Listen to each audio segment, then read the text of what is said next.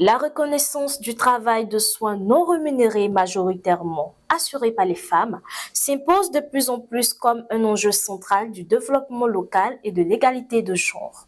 C'est dans cette perspective qu'un atelier national de renforcement des capacités des mères s'est tenu récemment à Yamoussoukro.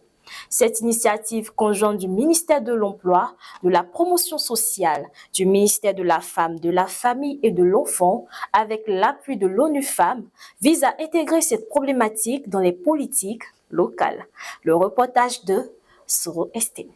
À l'échelle mondiale, les femmes consacrent en moyenne 2,5 fois plus de temps que les hommes aux travaux des soins non rémunérés des tâches essentielles telles que la garde des enfants, les soins aux personnes âgées, la cuisine, le ménage, sans aucune reconnaissance financière ou sociale.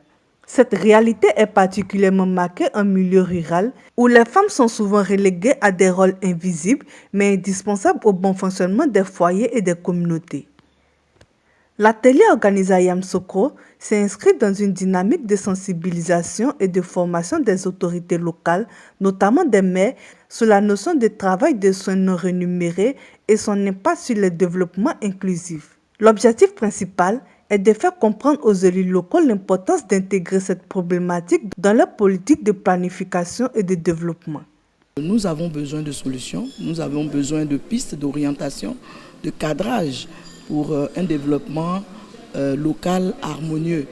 Et donc savoir que certaines pratiques, certaines choses qui se font ne concourent pas à cet objectif, il est pour nous important en tant qu'acteurs de développement local de venir échanger avec les experts, de venir sur l'invitation de ONU Femmes, venir échanger, débattre clairement, objectivement de cette problématique afin de trouver des solutions qui nous permettraient de mieux gérer nos territoires.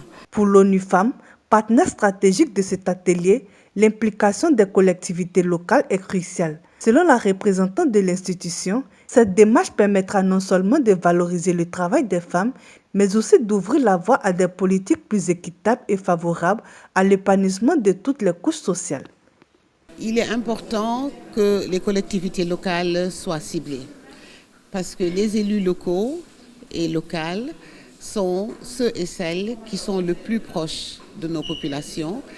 Et les collectivités locales sont un terrain de mise en œuvre très important parce que cela permet de concrétiser ce que l'on veut faire et d'avoir des résultats qu'on peut démultiplier dans d'autres localités, mais aussi qu'on peut utiliser pour influencer les changements de politique. Quand on parle de travail non rémunéré, on ne parle pas seulement de rémunération financière. On parle aussi de rémunération sociale, plus de reconnaissance pour ce genre de travail, plus de reconnaissance à la contribution des femmes, à nos économies, à notre harmonie sociale et à notre développement. Et nier la contribution des femmes aussi entraîne la violation de leurs droits. Dans nos collectivités, il y a des plages qui sont faites aux femmes et aux jeunes filles.